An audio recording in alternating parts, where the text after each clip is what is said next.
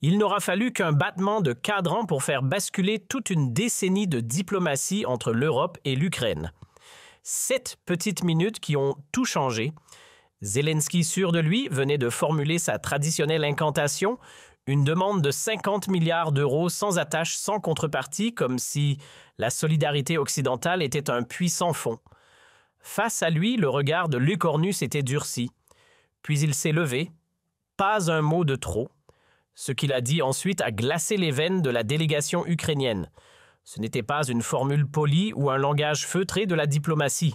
C'était le moment où la France traçait une ligne rouge, la générosité oui, mais pas à n'importe quel prix. La confiance oui, mais jamais aveugle. Pour saisir l'onde de choc qui allait secouer Paris ce fameux jour, il faut revenir en arrière là où tout a basculé, dans l'ombre feutrée de Matignon 3 mois plus tôt. C'était un 20 juin 2025, à 16 heures précises. Le ciel était lourd, mais l'ambiance dans le bureau du Premier ministre l'était encore plus. Bruno Le Maire venait d'entrer visage fermé pour déposer un petit tas de documents qui allait faire exploser un monde d'illusions. Ce n'était pas un simple dossier de technocrate, c'était une bombe. En parcourant ces rapports ultra confidentiels de la Cour des comptes européenne, Lecornu comprit que la façade de solidarité avec Kiev cachait un système tentaculaire de détournement. L'image d'un pays martyr volait en éclats. Ce qu'il tenait entre les mains, c'était la preuve d'une escroquerie monumentale, camouflée derrière les drapeaux bleus et jaunes. Monsieur le Premier ministre, ce que je vais vous dévoiler risque de vous retourner l'estomac. La voix de Bruno Le Maire était aussi lourde que les dossiers qu'il venait de poser sur la table. Il n'y avait plus de place pour les doutes. Après 2 ans de transferts financiers vers Kiev, on avait enfin mis le doigt sur la vérité. Une vérité sale organisée comme une machine bien huilée. Un pillage méthodique. Lecornu releva lentement les yeux comme s'il espérait avoir mal entendu. « Attendez, vous êtes en train de dire que… » Exactement. Une portion non négligeable de notre aide file tout droit dans les coffres d'oligarques ukrainiens, s'évapore dans des paradis fiscaux et s'incarne en villas de luxe à Marbella ou sur la Côte d'Azur. Et ce n'était que le début. Entre les appels d'offres pipés, les factures gonflées au triple et les milliards volatilisés sans laisser de traces, l'Europe persuadée de financer une guerre juste alimentait en réalité le plus vaste détournement d'argent public depuis 1945.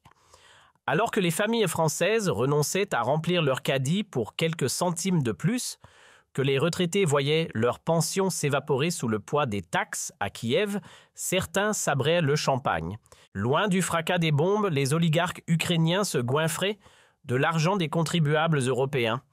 Cette nuit-là, Lecornu tournait en rond dans son bureau, les poings serrés, incapable de trouver le sommeil.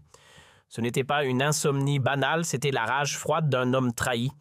Il pensait à ces citoyens qu'on avait convaincus au nom de la solidarité d'accepter des sacrifices, à ces millions d'Européens qui réduisaient leur chauffage, renonçaient à des soins pour soutenir une Ukraine en détresse.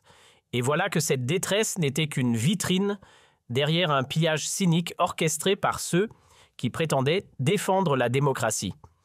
Le 25 juin, le couperet tomba. Lecornu convoqua d'urgence son cercle restreint, Catherine Colonna, Gérald Darmanin, les têtes pensantes de la DGSE et de Bercy. Dans la salle, l'air était glacial, les regards tendus. Il prit la parole d'une voix tranchante comme une lame. « Messieurs, dames, nous sommes les mécènes involontaires d'une fraude à ciel ouvert. » Pendant que Zelensky tendait la main, ses proches vidaient nos caisses comme des professionnels du braquage à grande échelle. Cette comédie touche à sa fin. Catherine Colonna, sidérée, tenta de temporiser. « Sébastien, vous réalisez ce que cela implique si on balance tous et tout l'édifice occidental qui s'écroule? On va retourner l'opinion contre l'Ukraine. » Le regard de l'écornu se fit d'acier. Catherine, les Français ont le droit de savoir si leurs efforts paient des ambulances à Kiev ou des jets privés pour des corrompus. La vérité n'est pas une option. Darmanin, visiblement inquiet, osa lever une objection. « Tu penses pas, Sébastien, que Zelensky pourrait ignorer tout ça ?» À peine la phrase terminée, Lecornu leva une main tranchant nette comme une lame de rasoir. Gérald, dans un pays en guerre, on ne perd pas la trace d'un seul centime. Soit il ferme les yeux parce que ça l'arrange, soit il est totalement dépassé Et dans les deux cas, il n'a plus la moindre légitimité à réclamer notre confiance. Ce fut le déclencheur. Dans les semaines qui suivirent, Lecornu lança une chasse sans merci à l'euro perdu. Chaque centime envoyé en Ukraine par la France fut traqué, recoupé, audité. Et le résultat fut pire que toutes ses projections. Sur les 15 milliards injectés depuis le début du conflit, 4 milliards avaient mystérieusement changé de cap. Des villas ensoleillées sur la côte d'Azur, des yachts étincelants, amarrés à Monaco, des duplex londoniens hors de prix. Voilà où étaient passés les sacrifices du contribuable français. C'est le 15 juillet que le vase a débordé. Un appel crypté voix grave au bout du fil, le directeur de la DGSE. « Monsieur le Premier ministre, c'est confirmé. L'épouse de Zelensky vient de s'offrir un petit château normand. Montant de la transaction 12 millions. Provenance des fonds l'aide européenne siphonnée par un joli cartel d'oligarques bien placés. » Lecornu n'a pas répondu. Il a juste raccroché. Puis le silence. Un silence long, glacial, habité d'un seul mot, trahison. À ce niveau, ce n'était plus du cynisme, c'était de l'art. Le sommet de l'hypocrisie venait d'être franchi avec vue sur les jardins à la française. Le 1er septembre, le destin offrit à Lecornu la scène parfaite pour régler ses comptes. Paris accueillait en grande pompe une conférence mondiale consacrée à la reconstruction de l'Ukraine et qui devait briller au micro Zelensky en personne prête à réclamer, tenez-vous bien, 50 milliards d'euros supplémentaires. Oui, vous avez bien entendu, le même homme dont l'entourage détournait déjà l'aide à tour de bras venait quémander une rallonge XXL. Dans son avion en direction de Paris, le président ukrainien peaufinait son discours sûr de son effet. Il comptait comme toujours sur l'émotion, les récits poignants de ruines et de larmes pour attendrir l'Occident. Ce qu'il ignorait, c'est que cette fois, son théâtre allait tomber à plat. En face de lui, un homme était prêt, et lui, il avait les preuves. À Paris, ce jour-là, l'ambiance était lourde de gravité presque théâtrale. 40 nations venues des 4 coins du monde s'étaient rassemblées pour parler futur, ou plutôt illusion. Zelensky entra en scène vêtu comme toujours de son uniforme militaire devenu costume de diplomatie, une mise en scène bien rodée. Il prit la parole avec cette voix vibrante de reconnaissance calibrée pour émouvoir. « Chers partenaires, l'Ukraine vous remercie pour votre immense générosité, mais elle ne suffit plus. Les défis sont trop grands. » Assis au premier rang, Lecornu ne clignait pas des yeux. Il scrutait chaque mot, chaque souffle du président ukrainien, comme un juge attendant l'aveu. Puis vint le clou du spectacle. Après avoir évalué nos besoins pour rebâtir hôpitaux, écoles, réseaux d'énergie, nous sollicitons 50 milliards d'euros supplémentaires. Le silence tomba. La salle figée. Comme si une lame invisible venait de trancher l'air. Zelensky, en maître de la mise en scène, reprit son souffle et enchaîna avec la même intensité dramatique.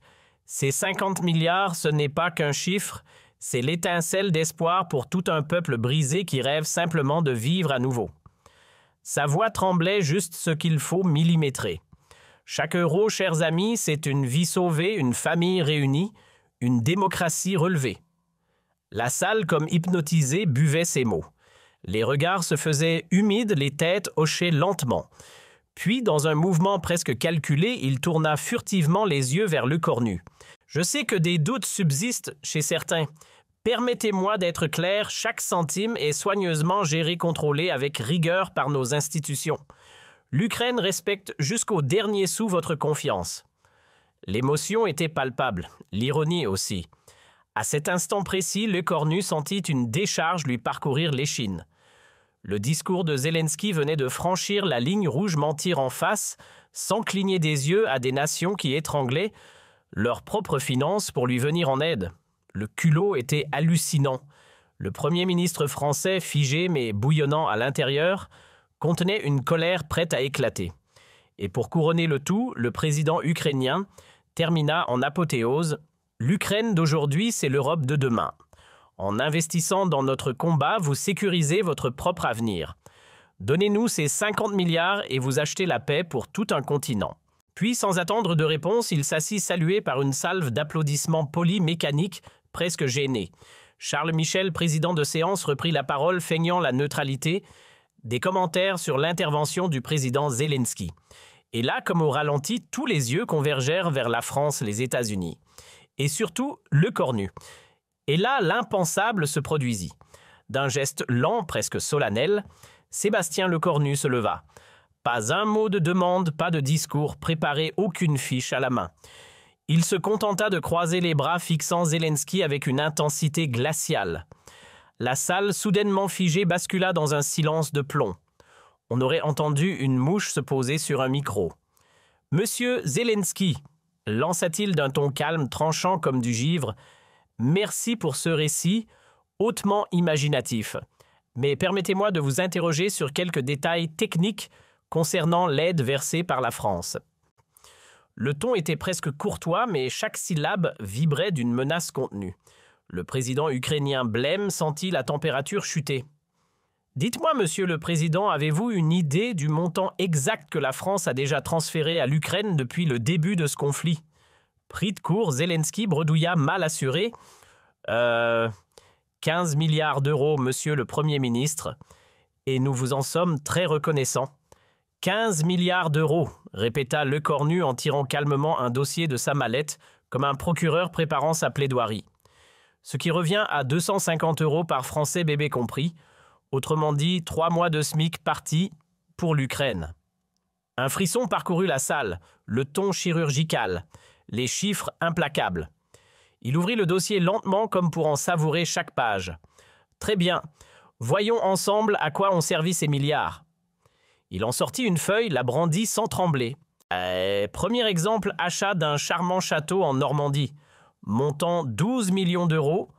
Acheteuse, Madame Olena Zelenska. Provenance des fonds, l'aide européenne savamment recyclée par un réseau d'oligarques. Un silence de plomb tomba. Plus personne ne respirait. Et Zelensky blême, figé. Comme s'il venait de se faire foudroyer en pleine lumière. Une villa à Cannes, s'il vous plaît, 8 millions d'euros. L'heureux propriétaire Victor Medvedchuk Jr., rien de moins que le fiston d'un intime conseiller de Zelensky, même circuit de financement, même parfum d'argent sale. Et ce n'était que le début. On enchaîne un yacht flambant neuf, 25 mètres de long, prix d'amis 15 millions d'euros, propriété d'une société offshore pilotée par Ihor Kolomoïski, bien sûr. Et devinez, l'argent venait directement des fonds alloués à la reconstruction des hôpitaux ukrainiens.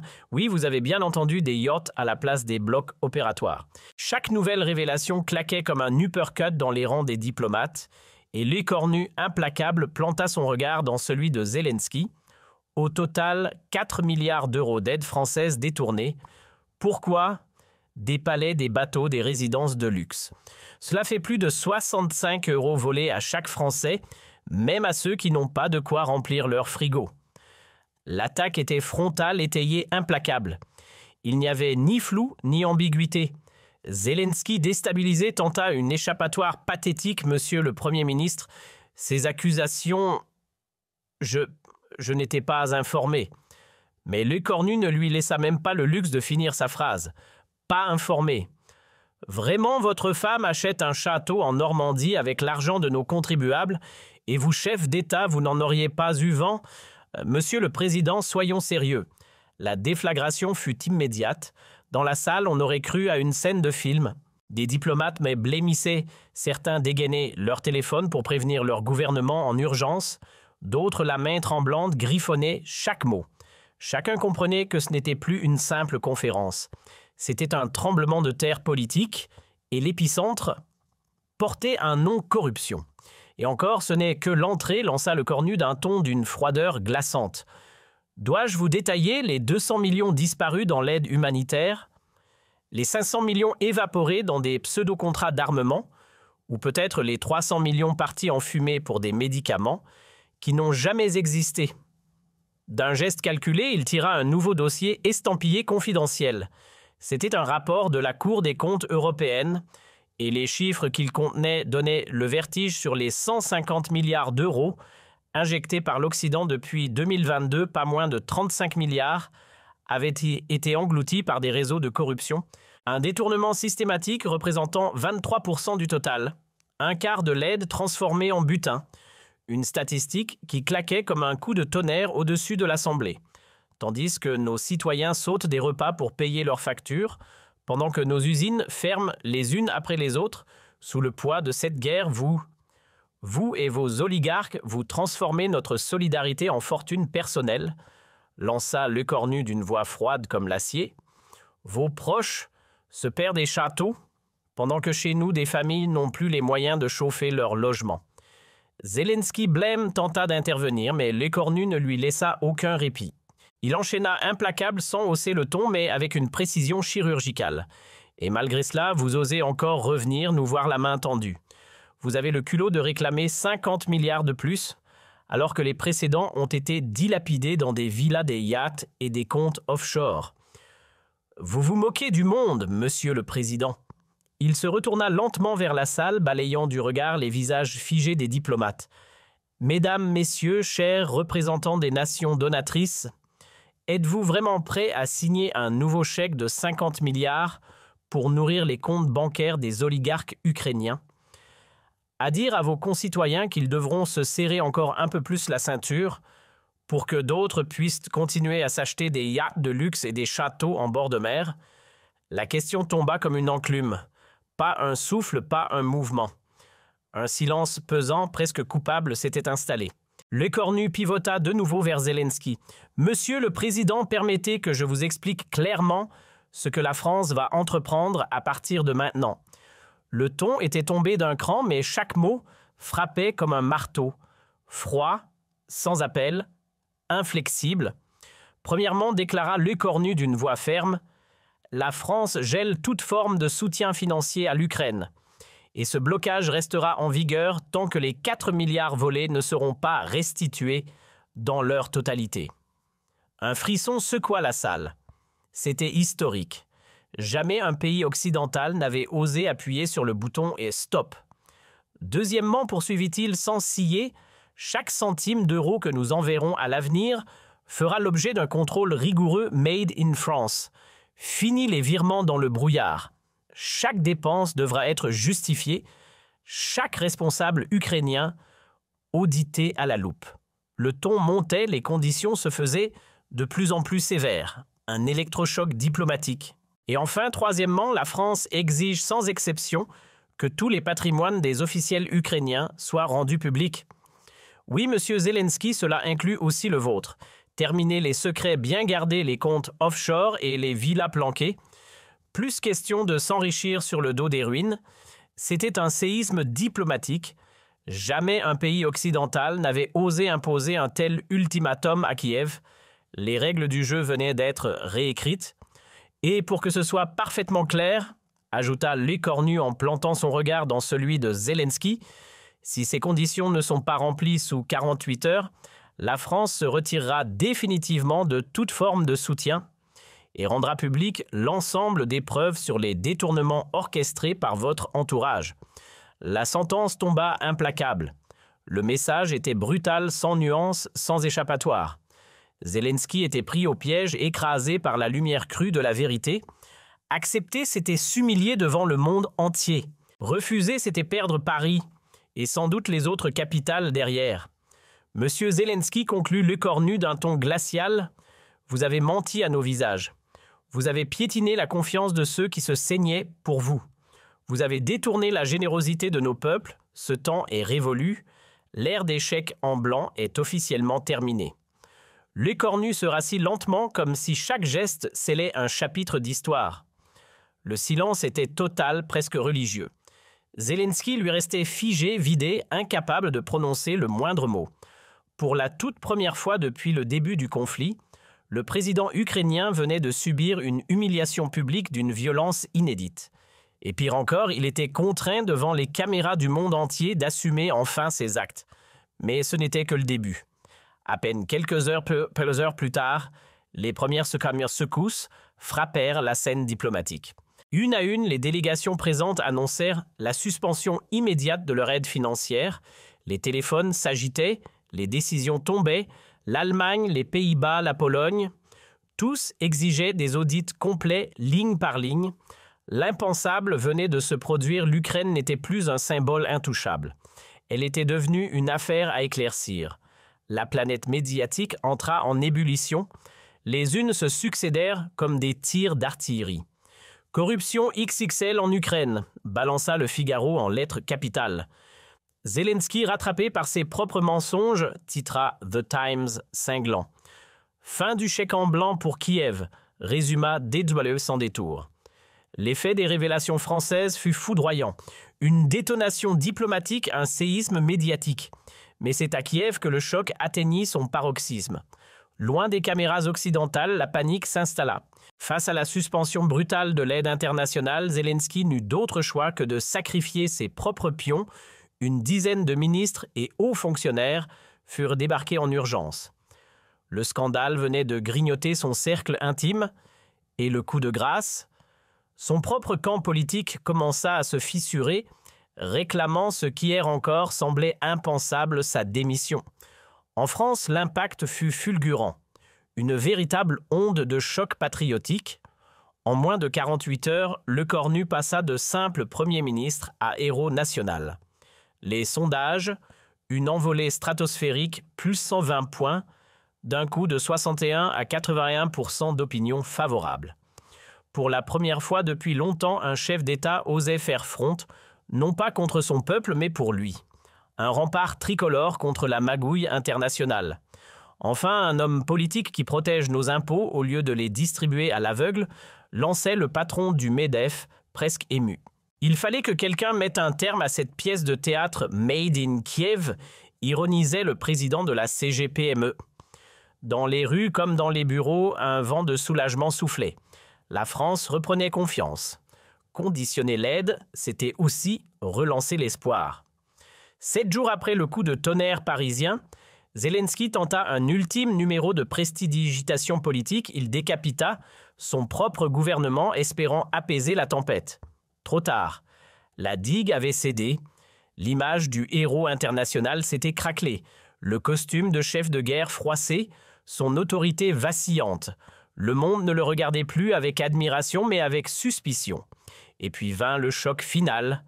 Le 15 septembre, exactement 14 jours après la bombe lancée à Paris, l'impensable s'écrivit dans les annales de l'histoire ukrainienne. Le Parlement, son propre camp, leva la main contre lui.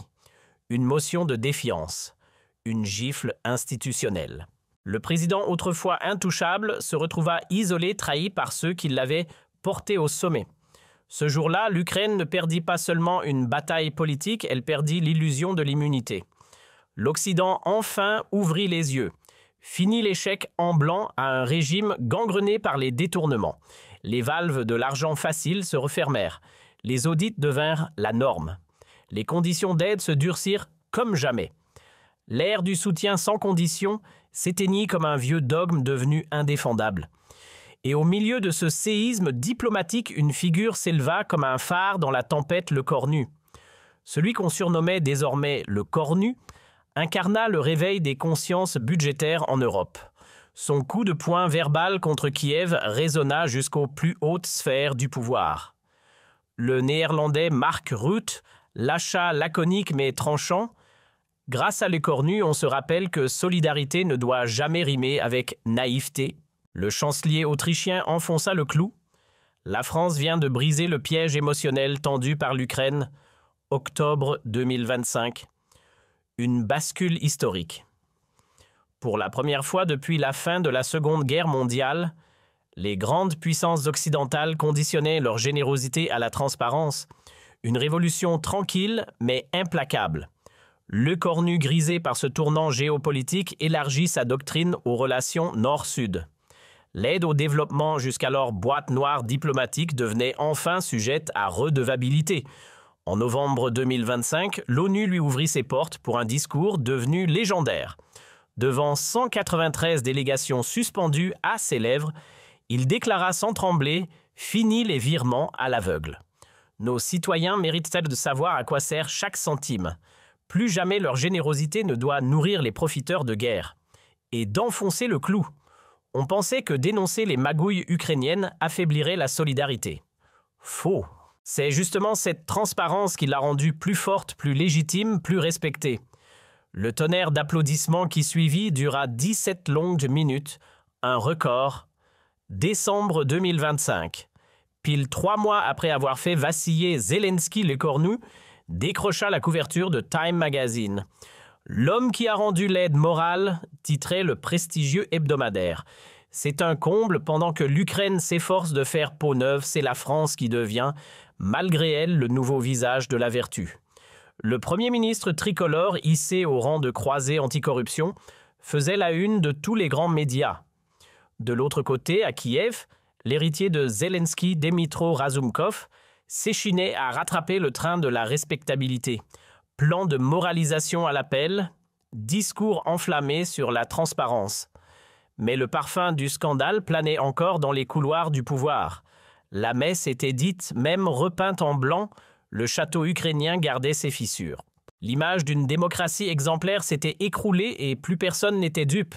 Fini les discours d'apparat, désormais l'Ukraine devait rendre des comptes, ligne par ligne, euro par euro. Janvier 2026. L'hiver politique s'adoucit.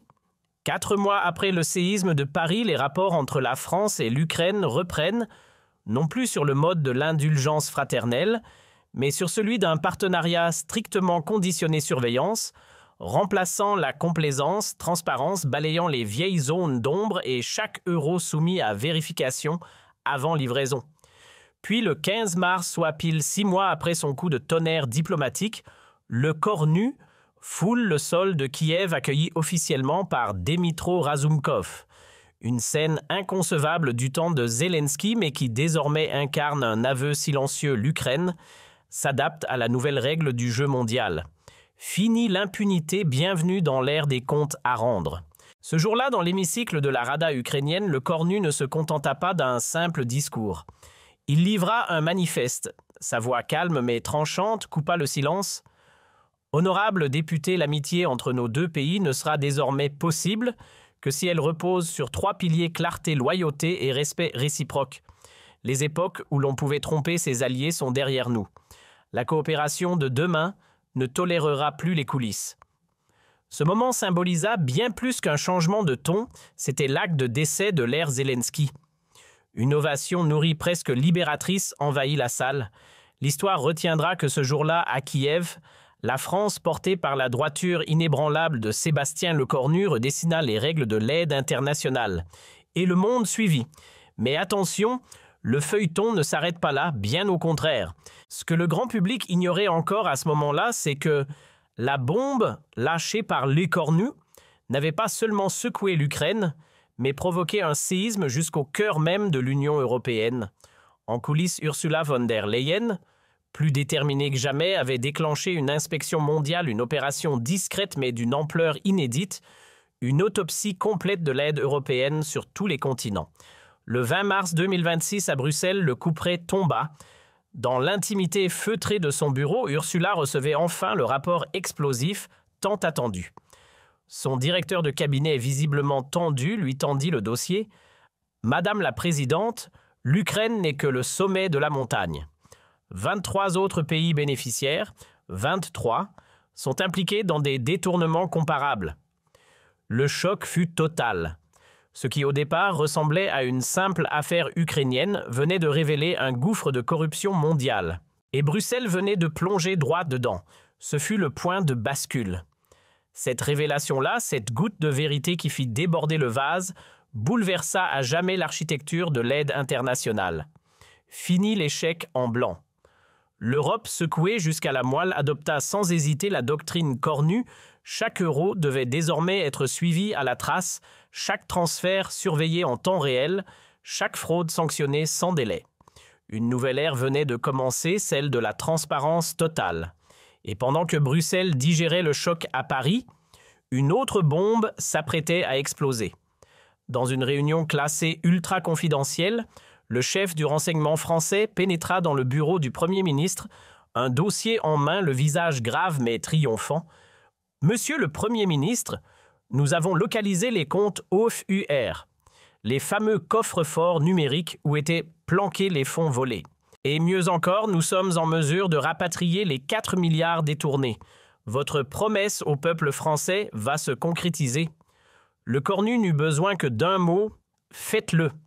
Le 1er avril 2026, et ce n'était pas une blague, le Cornu organisa une mise en scène magistrale devant caméra, micro et fanfare. Il annonça solennellement que chaque centime volé par Kiev avait été rapatrié. Une première mondiale. Jamais auparavant, une nation n'avait réussi à récupérer intégralement des fonds siphonnés par un gouvernement corrompu. Mais au-delà du coup d'éclat diplomatique, c'est un choc émotionnel qui traversa la France.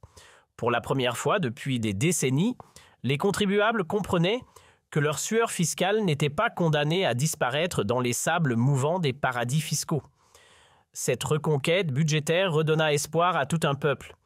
L'idée même que l'aide internationale pouvait être propre, contrôlée, réversible, relevait presque du miracle. Et ce miracle avait un visage, celui du cornu. En mai 2026, 8 mois après avoir tenu tête à Zelensky, le téléphone du cornu sonne, numéro inconnu. À l'autre bout du fil, Barack Obama en personne, l'ancien président des États-Unis depuis son bureau feutré de fondation. Sébastien, ce que vous avez fait dépasse toutes nos tentatives avortées. Vous avez mis au pas un système que nous n'avons jamais osé réformer. Face à Zelensky, vous avez tenu bon. Vous avez ouvert une brèche, le monde vous regarde. Et croyez-moi, l'Amérique ne l'oubliera pas. De la part d'un homme qui a dirigé la première puissance mondiale pendant 2 mandats, ce n'était pas un compliment de courtoisie. C'était une reconnaissance planétaire. Le cornu, longtemps vu comme un technocrate têtu, devenait officiellement l'architecte d'un nouvel ordre moral de l'aide internationale. Rien que ça. Juin 2026. 9 mois après le tremblement de terre politique de Paris, l'ONU finit par plier. Les fameuses règles du cornu deviennent la norme mondiale, chaque pays du plus riche au plus instable promet désormais de suivre les critères français en matière de transparence et de vérification. Exit l'époque des chèques en blanc. L'ère post-Zelensky est officiellement inaugurée. Puis vient le 31 décembre. Devant des millions de téléspectateurs, Sébastien Lecornu, la voix grave et le regard déterminé livre un discours qui restera dans les annales. Mes chers concitoyens, souvenez-vous, l'an dernier encore, nous versions nos impôts dans des trous noirs. Aujourd'hui, chaque centime est suivi à la trace. Hier, nous étions les pigeons d'un système opaque. Désormais, nous en sommes les gardiens. Et alors que les applaudissements résonnent dans les chaumières, il lâche la phrase qui fera le tour du monde. Tout a commencé ce jour de septembre 2025 à Paris. J'ai simplement dit la vérité. 7 minutes. C'est tout ce qu'il a fallu pour faire basculer un demi-siècle d'aveuglement. Et cette révolution, je vous le promets, ne s'arrêtera plus. 2027 débute, mais ce n'est plus le même monde. L'époque des valises de billets sans contrôle est révolue. Fini les pots de vin déguisés en coopération. Désormais, chaque euro d'aide est tracé, chaque centime surveillé. Une métamorphose totale née non pas d'un sommet international ou d'un comité onusien, mais du refus d'un homme. Un homme de 39 ans qui a osé dire « stop » au chantage moral de Zelensky et redéfini les règles du jeu mondial. Aujourd'hui, quand les chercheurs, les analystes, les étudiants en géopolitique évoquent ce basculement historique, ils en reviennent toujours à cette scène surréaliste captée dans une salle feutrée de Paris. Là, un premier ministre français, regard perçant et voix ferme, lança « 4 milliards d'euros volés par vos proches. Ce temps-là est révolu. » Et dans ce silence tendu, une vérité brutale s'imposa, la charité oui, mais pas sans justice. Et les Français venaient d'en fixer le prix. Il n'aura suffi que de 7 minutes. 7 minutes pour pulvériser des décennies de complaisance. 7 minutes pour redorer le blason de la France devenu enfin un donateur qui exige des comptes. 7 minutes qui ont suffi à inscrire Sébastien Lecornu dans les annales comme le pionnier d'une aide internationale enfin purgée de la vermine corrompue. Et Zelensky dans tout ça, depuis son refuge doré à Londres, exilé politique au passé embarrassant, il ressasse inlassablement ces quelques instants. Car c'est en 7 minutes qu'il a perdu l'Occident. Non pas à cause d'un échec militaire, mais pour avoir confondu générosité et tiroir-caisse. Mais ce n'était que le début.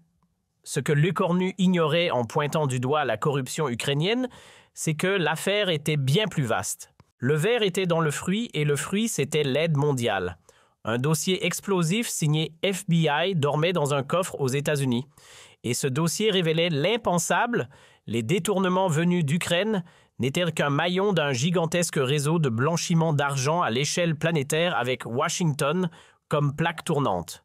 Dans les sous-sols hermétiques de Langley, à peine 3 semaines après le séisme diplomatique de Paris, le chef de la CIA se penchait en personne vers le bureau ovale. Face à lui, le président Joe Biden, attentif, mais déjà pâle. « Monsieur le Président, ce que les Français ont déclenché, c'est un véritable ouragan, une enquête en cascade. Nous avons recensé 27 sociétés écrans implantées sur notre propre sol, montées exclusivement pour recycler l'argent de l'aide envoyée à Kiev.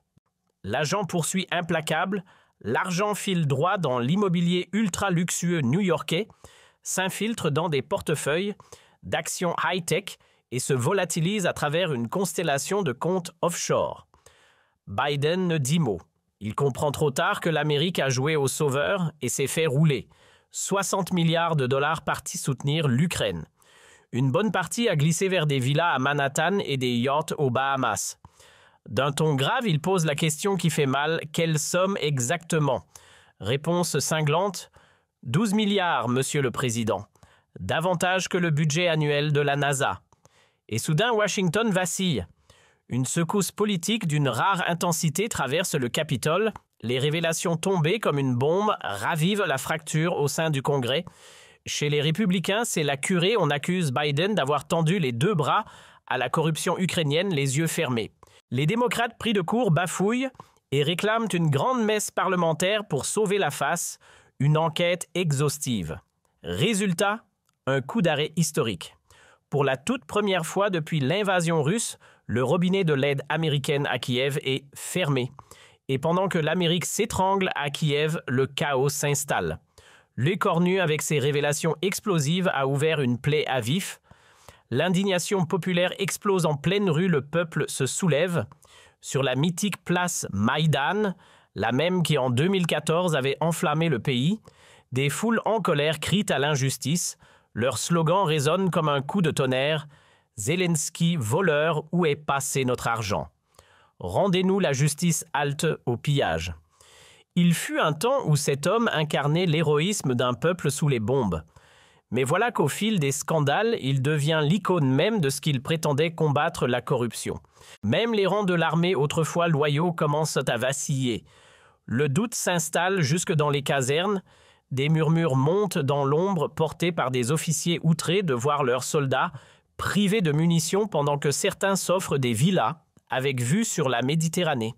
Le général Valeriuk, figure respectée et discret stratège, réunit ses lieutenants dans une pièce sans micro, sans caméra, juste des regards et une colère froide. « Camarades, on envoie nos hommes au feu avec des fusils du siècle dernier pendant que des ministres s'achètent des domaines en Provence. Ça suffit. » Puis, contre toute attente, le 25 septembre 2025, un séisme. L'armée ukrainienne, jusque-là silencieuse, publie un communiqué officiel. Sobre mais explosif, elle exige des explications claires et détaillées sur le sort de chaque centime de l'aide internationale. Un tabou vient de tomber. Ce fut un coup de poignard venu de ses propres rangs. Les militaires ukrainiens, ceux-là même qu'il brandissait comme rempart contre Moscou, lui tournèrent le dos. Zelensky, l'ex-comédien devenu héros de l'Occident, fut lâché par les siens. Et ce n'est pas un missile russe qui l'a fait chuter, mais une avalanche de révélations sorties tout droit d'un bureau parisien. Le 30 septembre, le couperet tombe, l'Arada, dans un vote sans appel, acte sa destitution. Une humiliation historique. L'homme adulé pour son courage s'écroule sous le poids de ses magouilles et le summum de l'ironie. Il apprend son éviction non pas sur le sol ukrainien, mais dans son paisible château en Normandie, bien au chaud, loin du front, un château gracieusement financé par les poches des contribuables européens. Les images captées par un drone, façade en pierre piscine, chauffée drapeau ukrainien flottant au vent, ont fait le tour du monde et scellé son destin. Chassé du pouvoir ridiculisé sur la scène mondiale, l'ancien chef d'État ukrainien rongeait son exil dans une villa cossue achetée grâce aux dons de ses amis occidentaux. Ironie non simple, justice poétique. Mais ce n'était que le début. La tempête déclenchée par le cornu n'allait pas se contenter de balayer Kiev. Très vite, les secousses morales atteignirent l'Afrique. En octobre 2025, un tsunami de révélations s'abattit sur les chancelleries. La France venait de mettre à nu des détournements d'aide dans plusieurs pays partenaires. Et quel nom le président du Sénégal, le premier ministre de Côte d'Ivoire, le ministre des Finances de Madagascar, tous éclaboussés, tous englués dans le même marigot. Ce qui n'était qu'un électrochoc ukrainien devenait un séisme global. L'ère de l'impunité dans l'aide au développement venait de prendre fin, et elle n'avait pas vu le cornu arriver. L'effet domino ne s'arrêta pas là. Grâce au chaos provoqué jusque dans les capitales africaines, le cornu sauta sur l'occasion pour faire passer son grand coup d'éclat. Le 15 octobre, devant une presse médusée, il dégaina son arme fatale, la création d'une super agence française de surveillance de l'aide internationale. Une structure au-dessus de tout soupçon, équipée de pouvoirs d'investigation jamais vus. Fini le chèque en blanc.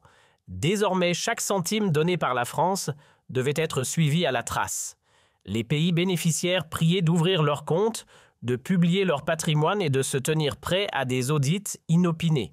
Transparence imposée, contrôle total, et pour ceux qui rechignent, porte fermée.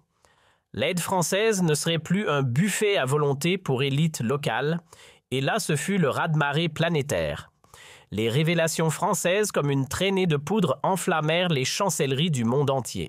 À Berlin, on tomba des nus 2 milliards d'euros évaporés dans les poches bien garnies de potentats africains.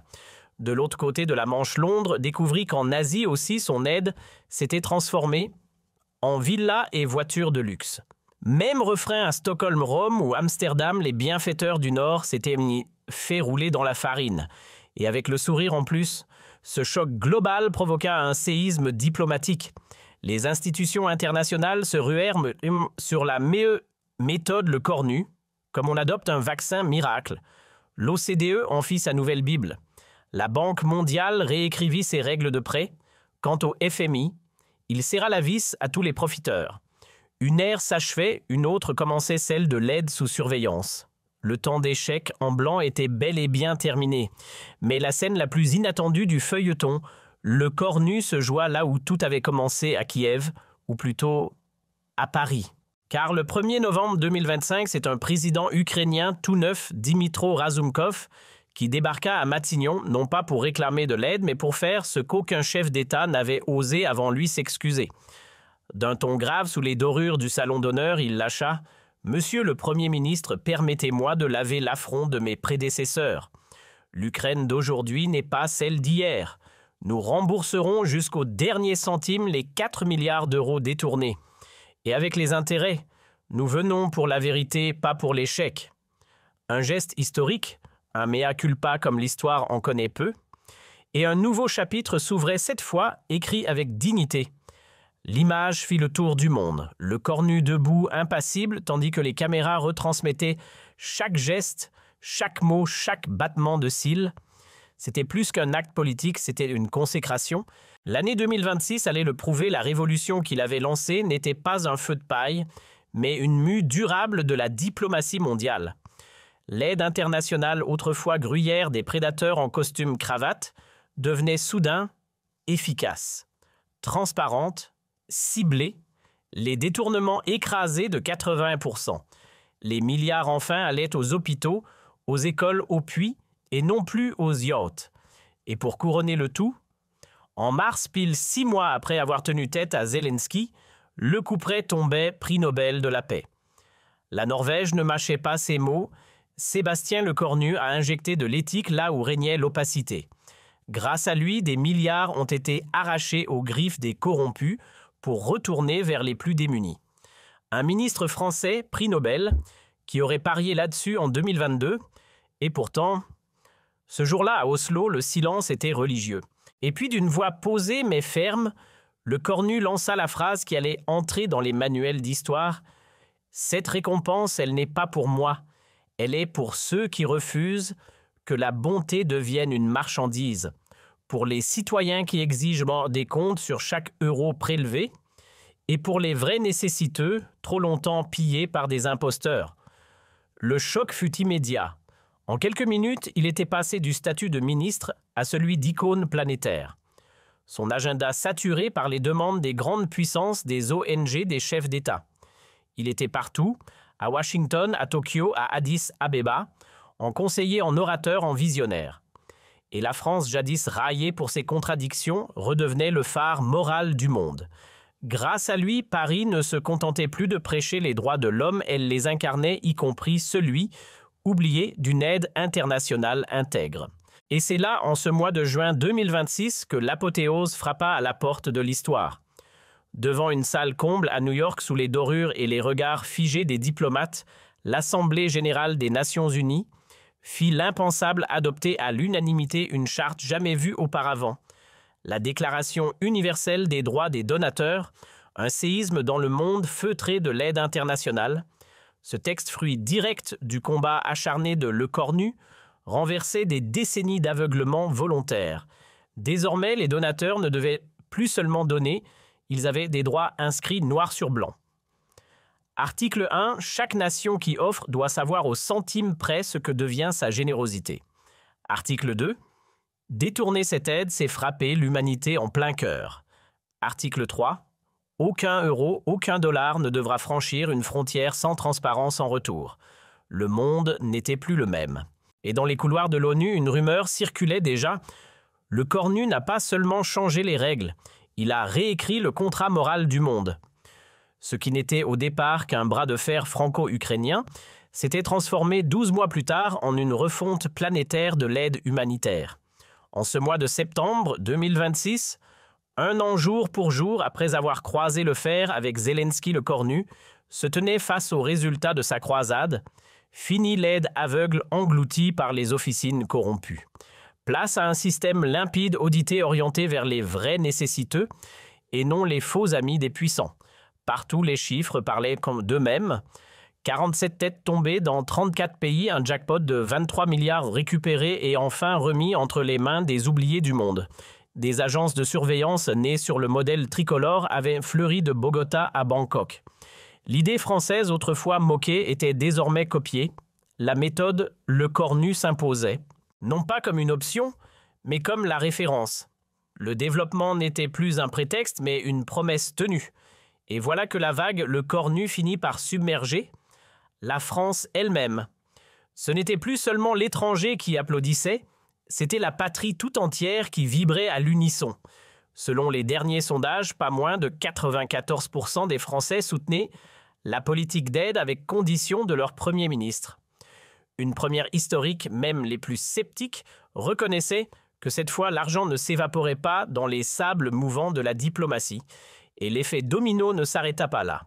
L'économie hexagonale, elle aussi, profita de cette nouvelle ère de rigueur vertueuse.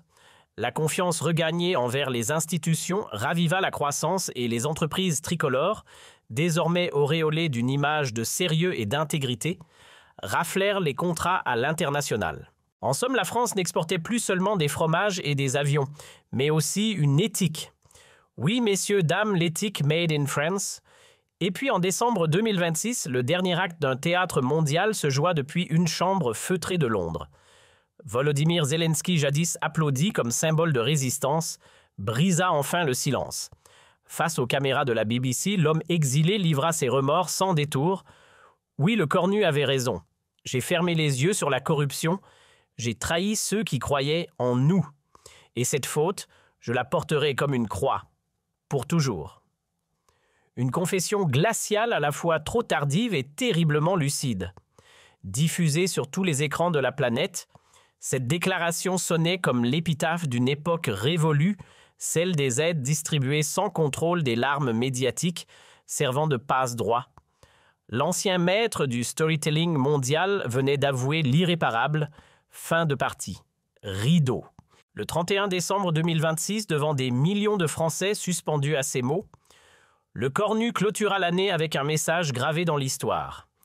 Loin des discours creux habituels, il lança regard fixe et voix posée.